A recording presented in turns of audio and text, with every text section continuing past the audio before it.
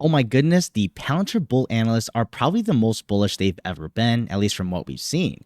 Just the next day after earnings today, well, Mariana from Bank of America has increased her price target from $28 to $30 now and reiterates her buy rating. So let me know in the comments though your quick thoughts on the price target updates, and maybe you like it or maybe you don't. And definitely can't forget my quick thanks too to Amit for posting this on X. Now, first to go through this, the digital pick and axe artisans is Palantir basically, and they're enabling the AI gold rush in their opinion. Essentially, Mariana sees the AI market right now having that similar attitude of the gold rush. And I can see your point where everyone's jumping onto the next speculation that can be a big winner.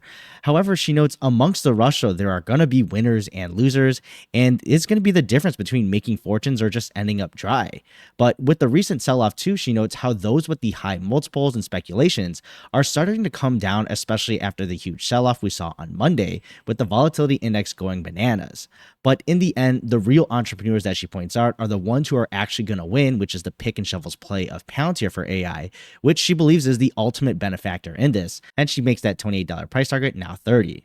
So she also references the commercial customer numbers too, and their overall commercial business continuing to accelerate. She notes capital expenditures from companies becoming constrained, where it's a good point here for someone who thought this could hurt Palantir. But the strong growth that was just demonstrated in the quarterly earnings due to AIP boot camps and cost-effective customer conversions, debunking that. And they expect more tailwinds too out of this boot camp strategy because of the sheer number that they're running, while even in a capex constrained environment, as she mentioned, because the cost savings are just selling themselves honestly, while being able to unlock additional value add to the enterprise with using AI. And then on the government side here, they continue to be happy with this side of the business, seeing Palantir well positioned, and that's just to continue winning on the new era of defense surrounded by technology and software, as we've seen. They note the recent wins of the big contracts as well as the specific open DAGIR, which will help continue scaling AI capabilities for the DoD, and Palantir being a huge partner there, as well as plenty of other references. And for the industrials of America, Bank of America believes Palantir still is in great positioning to capture customers with AIP, as well as continuing to iterate and innovate themselves for the future and meeting those needs.